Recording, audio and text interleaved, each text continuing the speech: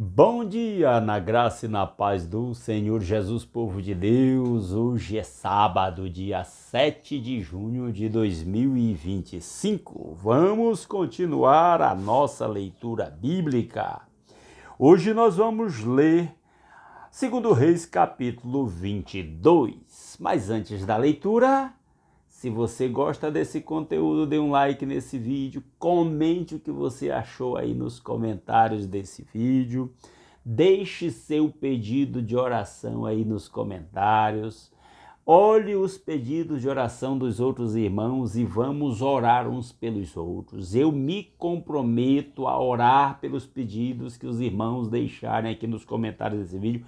Eu oro por eles individualmente, eu vou lendo de um por um e colocando diante de Deus. Gostaria de convidar os irmãos a fazer, se alguém já está fazendo, alguns irmãos já comentaram comigo aí nos vídeos que estão fazendo, orando uns pelos outros, vamos orar uns pelos outros, tá bom? E ainda peço que você compartilhe esse vídeo aí nos seus grupos de WhatsApp, grupo de família, de amigos, de irmãos da igreja e em outras redes sociais também que você possa compartilhar, vai ajudar a palavra de Deus a alcançar outras pessoas. Vamos para a nossa leitura. 2 Reis, capítulo 22, diz: Josias tinha 8 anos de idade quando começou a reinar, e reinou 31 anos em Jerusalém. Agora nós vamos ter o reinado de um rei piedoso e temente ao Senhor. Reinou 31 anos em Jerusalém. O nome de sua mãe era Gedida, filha de Adaías. Ela era de Boscate.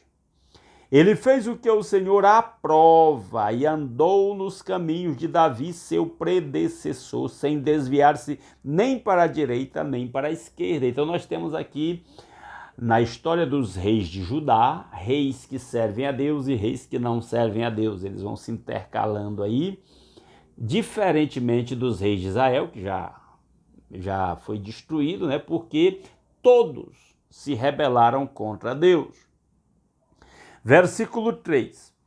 No 18º ano do seu reinado, o rei Josias enviou o secretário Safã, filho de Azalias e neto de Mesulão, ao templo do Senhor, dizendo: Vá ao sumo sacerdote Hilquias e mande-o ajuntar a prata que foi trazida ao templo do Senhor, que os guardas das portas recolheram do povo. Eles deverão entregar a prata aos homens nomeados para supervisionar a reforma do templo, para poderem pagar os trabalhadores que fazem os reparos no templo do Senhor, um novo reparo no templo do Senhor. E aí isso aqui nos inspira a dar uma palavra de alerta. Vamos cuidar do templo do Senhor. Hoje, nós, eu e você, vamos cuidar do templo do Senhor. Do que o senhor está falando, pastor Arquimedes? Eu não estou falando da construção do prédio onde a gente se reúne como igreja. Eu estou falando de cuidar de nós mesmos espiritualmente. E também estou falando de cuidar da igreja do Senhor Jesus, do povo de Deus reunido, que é o verdadeiro templo onde Deus habita. Cristãos, cuidemos do templo do Senhor. É preciso de vez em quando fazer uma reforma no templo. Nós já vimos outras reformas aqui para trás, na época do rei Ezequias, agora na época do rei Josias. É preciso de vez em quando reparar o templo. Os carpinteiros, eu estou lendo o versículo 6, os carpinteiros, os construtores e os pedreiros.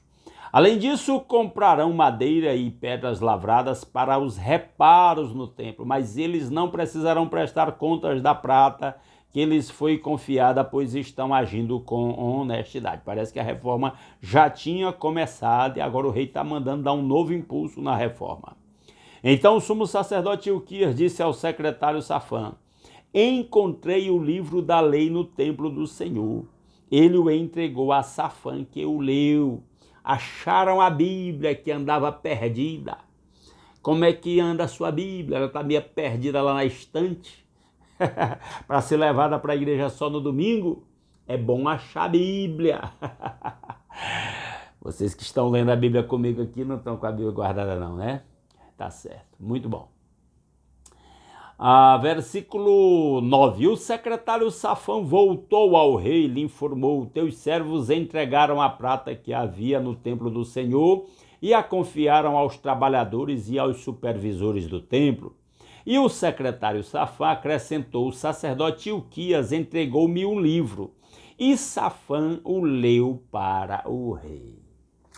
Então, agora eles recuperam a Bíblia e vão ler, agora lê diante do rei.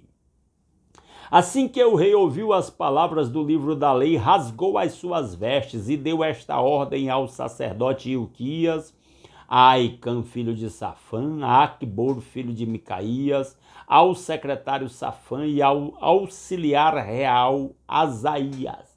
Por que ele rasgou as suas vestes? Era uma demonstração, naquela época, rasgar as próprias vestes era uma demonstração de terror, de desespero.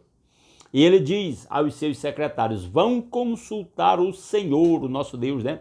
Por mim, pelo povo e por todo Judá, acerca do que está escrito neste livro que foi encontrado. Não se sabe exatamente qual era o livro.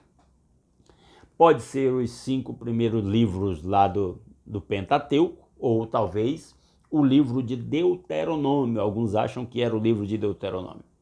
A ira do Senhor contra nós deve ser grande, é o rei Josias que está dizendo. Pois os nossos antepassados não obedeceram às palavras deste livro, nem agiram de acordo com tudo que nele está escrito a nosso respeito. Nossos antepassados não andaram direito nos caminhos do Senhor. E ele está lembrando do rei Amon e do rei Manassés aí, pai e avô dele, né? O sacerdote Ilquias, Aicã, Aquibor, Safã e Asaías foram falar com a profetisa Ulda. Agora aparece uma mulher profetisa lá em Judá.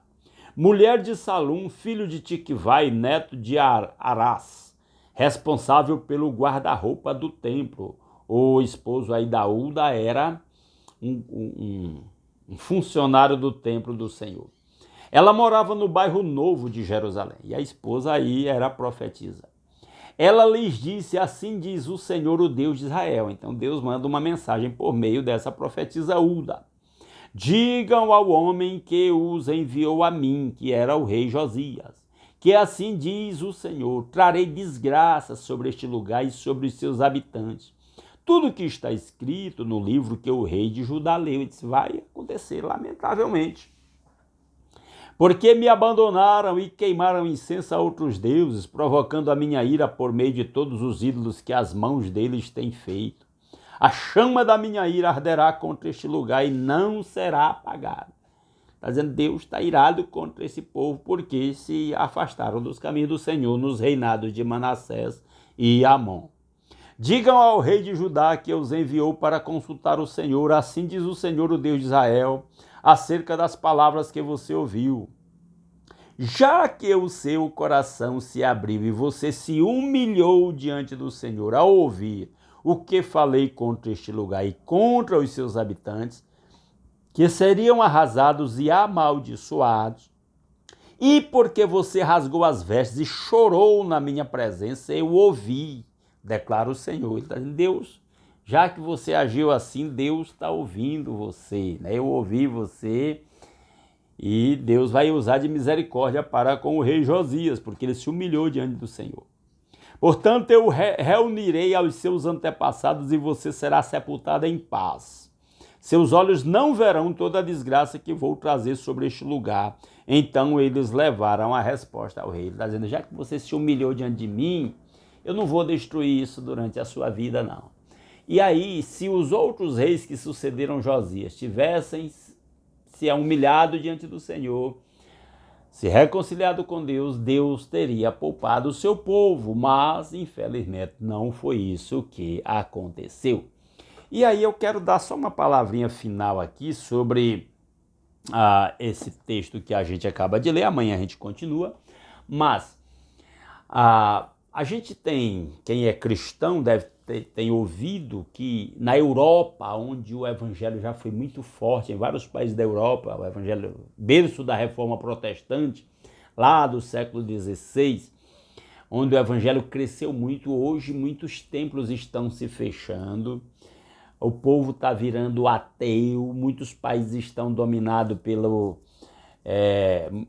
imigrantes muçulmanos, né, que têm divulgado a sua religião nesses lugares. E meus amados irmãos, ainda há esperança, porque a história mostra, como esse capítulo que a gente leu, que sempre que a Bíblia foi encontrada e o povo de Deus se voltou para a palavra de Deus e se arrependeu e se consertou, novo avivamento veio. Então não está perdido, ainda tem esperança. Um dia o povo da Europa vai se encontrar com a palavra de Deus e vai se voltar para Deus e vai haver avivamento. Por isso eu creio tanto nisso que todos os dias eu estou estudando as Escrituras. Eu vivo minha vida procurando seguir, praticar o que eu aprendo da palavra de Deus. E eu tenho dedicado a minha vida a compartilhar a palavra de Deus, porque eu sei o quanto ela é importante. E eu sei o quanto o inimigo usa a fraqueza da nossa carne para nos desestimular a de estudar a Bíblia. Porque crentes fortes, crentes que estudam a palavra de Deus e vivenciam a palavra de Deus, são crentes fortes. A igreja evangélica no Brasil tem se enfraquecido muito nos últimos anos porque os cristãos têm abandonado, negligenciado a palavra de Deus. Então fica aqui esta minha palavra. Vamos estudar a palavra. Vamos levar a sério o estudo da palavra. Vamos ensinar a palavra para os nossos filhos. Vamos pregar a palavra de Deus. Assim, Deus vai livrando o seu povo e abençoando o seu povo. Vamos gerando novas gerações de cristãos fortes, comprometidos com a palavra de Deus. Que Deus aplique a sua palavra no nosso coração. Amanhã, 5h30 da manhã, a gente está aqui de volta, se Deus quiser, continuando a leitura da palavra de Deus. Um grande abraço a todos.